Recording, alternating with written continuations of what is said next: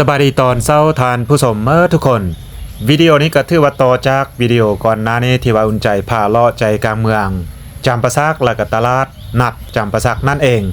ตอนนี้อุ่นใจอยู่ที่ The River Resort นะก็อยู่จำปาสักนี่แหละพี่น้องกำลังจะไปเช็คเอาท์หลังจากนั้นเราจะเดินทางไปเบิ้งคอนพระเพ่งพี่น้องที่ว่าเป็นน้ำตกตาที่ใหญ่สุดอยู่แม่น้ำคลองไปเบิ้งบรรยากาศเดินทางออกจากนี่ไปแล้วก็ไปเบิ้งคอนพระเพ่งนำกันว่าช่วงนี้เป็นจังได้พี่น้องไปชมคลิปนี้นำกันเลยตอนนี้เราก็เดินทางออกจากโรงแรมแล้วก็มุ่งหน้าไปสู่คอนพระเพ่งแต่ว่าระยะทางนี้ก็ไกลพอสมควรเกือบ100 กิโลเมตรแต่อุ่นใจตัดสินใจจะไปทางลัดพี่น้องความจริงแล้วเราต้องได้กลับไปปากเซแล้วก็โค้งไปอีกทางตามเส้นทางเลขที่13แต่ว่าตอนนี้เราจะขี่เรือนะหรือว่าบักนะเราจะข้ามบักพี่น้องลัดไปอีกฝั่งของแม่น้ำคลองถือว่าจะย่อเวลาลงไล่พอสมควรบรรยากาศตอนเช้าแบบนี้เงียบสงบดีนะเมืองจำปาสักถือว่าสุดยอดอุ่นใจก็มาไล่ครั้งไล่เถื่อแต่ก็บ่ได้นอนอยู่เขตนี้ไกลไปไกลมาแต่ว่าได้มานอนอยู่เขตนี้แท้ๆเราเงียบสงบดีพี่น้องเป็นสถานที่สามารถมาพักผ่อนได้แบบสบายๆเลยเบิ่งทุ่งนาก็เขียวงามอยู่เนาะช่วงนี้นี่เลยท่าเรือพี่น้องฮอดท่าเรือแล้วเนาะบักอยู่ทางหน้านี่เขาจะขึ้นบักแล้วก็ข้ามไปอีกฝั่งแม่น้ำคลองเขตนี้กว้างแล้วก็มีเกาะมีดอนไล่เลยพี่น้องขึ้นไปเลยบักนี้เฮาเมาเอาเพราะว่าปกติแล้วเพิ่นก็ข้ามไปข้ามมาถ้ามีคนข้ามเนื่องจากว่าบ่มีคนข้ามไล่เฮาก็ต้องได้เมาจ่ายทั้งหมดก็350,000 กีบต่อครั้งก็ถือว่าโอเคเนาะพี่น้องเพิ่นว่าจะใช้เวลาประมาณ15 นาทีเพื่อข้ามไปอีกฝั่งของแม่น้ำคลองเพราะว่าเขตนี้กว้างแม่น้ำคลอง350,000 กีบตีเป็นเงินไทยก็500 ปลายบาทในหนึ่งพี่น้อง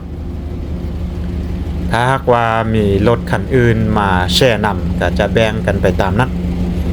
ก็ถือว่าโอเคพี่น้องดีกว่าเราจะโค้งไปฮอดพุ่นละกันถ้าจะโค้งถ้าเราบ่ข้ามแม่น้ำคลองก็ต้องได้โค้งไป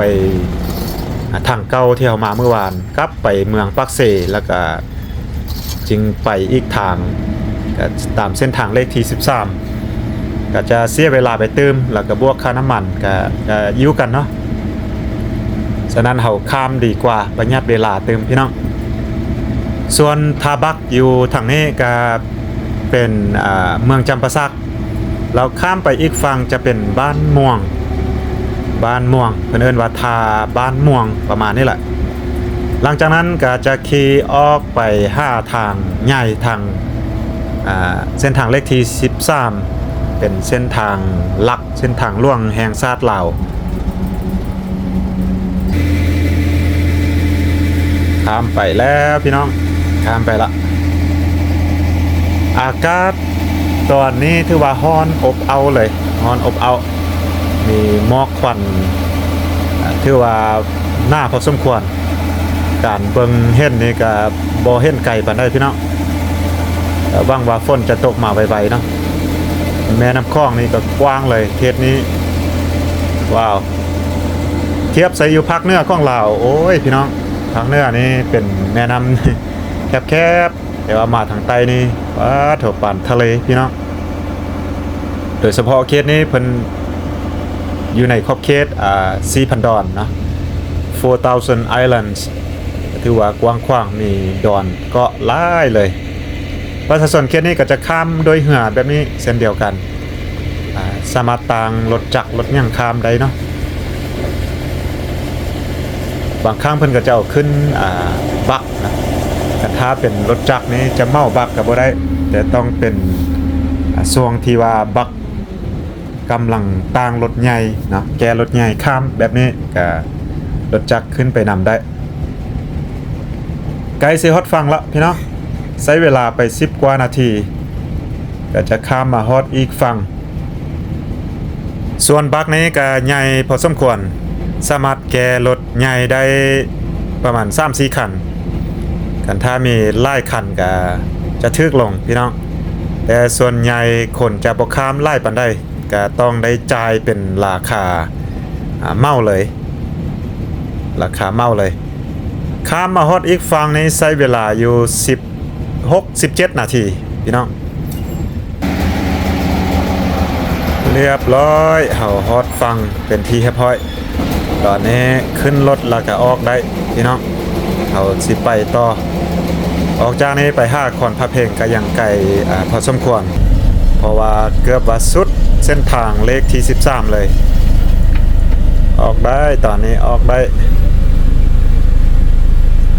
ขึ้นไปเลยช่วงนี้น้ำคลองต่ำไล่แม่น้ำคลองนี่ถือว่าต่ำไล่แต่ก็บ่ได้แห้ง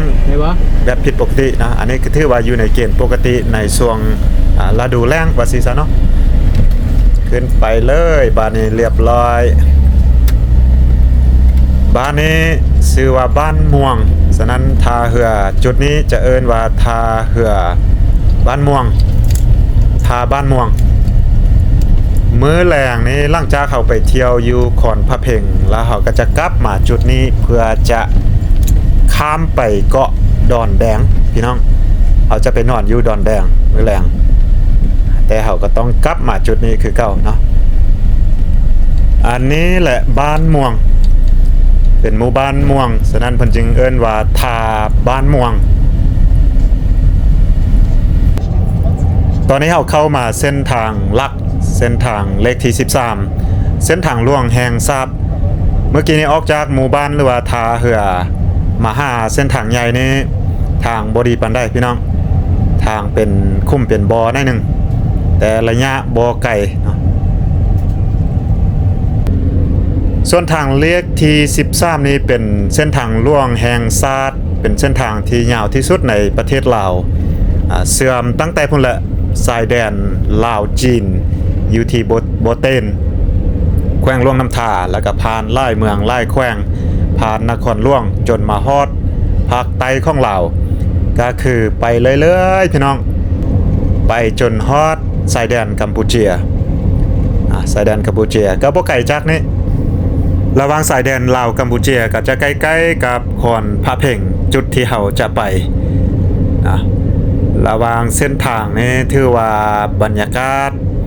บ่มีภูผาปะไหมเทียบใส่อยู่ภาคเหนือของลาวแล้วเส้นทางนี้ถือว่าซื่อแบบนี้เลยเพราะว่าอยู่ภาคเหนือนี่จะมีภูผาปะไหมอยู่ทางใต้นี่จะเป็นหาบเพียงไปซื่อๆก็จะไปชายแดนลาวกัมพูเชียเอาเลี้ยวขวาเข้าไปนี่เพื่อจะเข้าไปที่ขอนพระเพ่งนั่นเองออกจากจุดนี้ไป5ชายแดนก็มีแต่น่าจะ 5-6 กิโลเมตรนี่แหละพี่น้องก็ถือว่าเรามาเกือบสุดเส้นทางเลขที่13เลยตอนนี้เราเข้ามาขอนพระเพ่งละพี่น้องอยู่ขอนพระเพ่งแต่ว่าเบิ่งส่งนี้คือบ่มีนักท่องเที่ยวเงียบสงบเลยเบิ่งราคาเบิ่งก่อนเข้าไปในขอนพระเพ่งก็มีห้านค่ายเครื่องฟ้าข้องตอนจากลาวใต้อันนี้น่าจะเป็นน้ำตาลน้ำอ้อยแล้วก็มีอาหารเพราะว่าจะเป็นปลาแห้งปลาแดกนะก็มีแล้วก็มีเหล้าดองยามียังก็มีเหล้าดองยามีส้มต่างๆน้ำมันเยืองก็เป็นของฟ้าของตอนพี่น้องปลาแห้งเคียดแห้งก็มีนะเป็นของกินโอเคตอนนี้เราเข้าไปทางในนำกันพี่น้องไปเบิ่งน้ำตกตาดขอนพระเพ่งเนาะ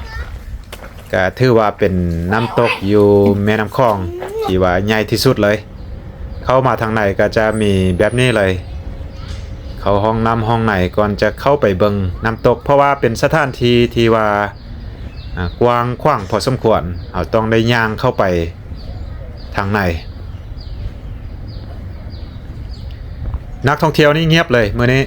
บ่แน่ใจว่ายังเศร้าเกินไปบ่หรือว่าตั้งบ่มีแบบนี้ หลังจากผ่านจุดซื้อปีเข้าสมมาก็มีต้นไม้มณีโคตต้นไม้ศักดิ์สิทธิ์พี่น้องพอดแล้วจุดน้ำตกขอนพระเพ่งถือว่าเป็นจุดที่ว่าใหญ่สมควรแต่ว่าน้ำช่วงนี้แห้งไล่น้ำแห้งถ้าเป็นช่วงฝนนี่น้ำแห้งแค่นี้เดี๋ยวเราจะย่างลงไปลุ่มเรื่อยๆเพื่อไปเบิ่งจุดที่ว่าสามารถเบิ่งน้ำตกงามที่สุดน่าจะอยู่ใต้สุดเลยจะย่างลงไปลุ่มพุ่นนะจังหน่อยต้นไม้ศักดิ์สิทธิ์มานิโคตเนาะแต่ก่อนก็จะอยู่ลุ่มพุ่นแต่ว่าหลังจากนั้นเพิ่นก็เอาขึ้นมาถึงที่ว่าต้นไม้เขาเห็นเมื่อกี้นี่เนาะเป็นต้นไม้ศักดิ์สิทธิ์สามารถมาสักการะบูชาแล้วก็ขอพรได้อุทยานน้ำตกตาดขอนพระเพ่งอยู่ในขอบเขตน้ำตกตาดนี่ก็มีห้านอาหารมีห้านกาแฟเครื่องดื่มต่างๆแต่ว่าตอนนี้โอ้ยเงียบสงบเลยนักท่องเที่ยวบ่มีแต่ตามสอบถามเพิ่นเมื่อกี้นี้เพิ่นว่าจะปกติช่วงนี้เป็นช่วงโลซีซั่นเฉพาะวันเข้าเวียกเข้าการนี่ถือว่าปกติเนาะเงียบๆถ้าเป็นวันอาทิตย์วันเสาร์นี่นักท่องเที่ยวมาหลายตื่มโดยเฉพาะนักท่องเที่ยวคนลาวแล้วก็มีคนไทยกัมพูเชียเข้ามาเพราะว่าอยู่ติดกับสายแดนกัมพูเชียเลยพี่น้องอากาศร้อนแต่ว่าเข้ามาจุดนี้รู้สึกว่าเย็นขึ้นเพราะว่าน่าจะใกล้แม่น้ำแล้วก็มีน้ำตกเพิ่งว่าจะอยู่ไกลนิดนึงแต่รู้สึกว่ามีลมอ่อนๆเข้ามารู้สึกว่าเย็นขึ้นจุดที่เห็นอยู่ทางหน้าพุ่นถือว่าเป็นจุดที่ว่าน้ำตกแห้งสุดๆเลยถ้าน้ำไหลกว่านี้แต่ว่าตอนนี้อยู่จุดนี้บ่เห็นดีเดี๋ยวจะลงไปลุ่มพุ่นตึมว้าวพี่น้องน้ำนี้แตกต่างกับอยู่ภาคเหนือนี่น้ำจะขุ่นๆบัดมาทางใต้นี่น้ำยักษ์ว่าไส้เนาะเพราะว่าน้ำน่าจะแม่นลักษณะแบบน้ำบ่ไหลปานใดล่ะก็เลยว่าบ่มีเฮ็ดให้บ่มีตะกอนนะก็เลยเฮ็ดให้น้ำใสขึ้นถือว่าแห้งน้ำแห้งเลยเขาอยู่ไกลเบิ่งแบบนี้คือว่าบ่แห้งแต่ว่ามาไกลๆแท้นี่น้ำไหลแห้งถ้าเป็นช่วงฤดูฝนช่วงน้ำไหลๆน้ำใหญ่นี่โอ้ยพี่น้องเอ้ยทุกซอกทุกมุมที่เห็นเนาะผ้าข้างหน้านี่ถือว่ามีน้ำไหลลงมาแล้วก็มีฝุ่นมีละอองน้ำฟงขึ้นมานี่โอ้ยสุดยอดเลยน้ำใสจนออกยักว่าเป็นสีเขียวๆหน่อยนึง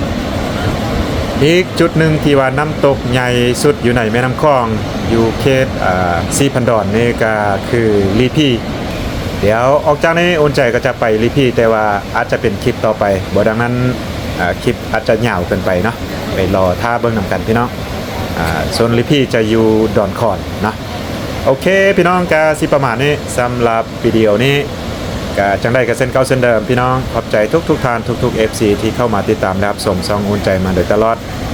หวังว่าคงจะเจอกันคลิปต่อไปพี่น้องสำหรับคลิปนี้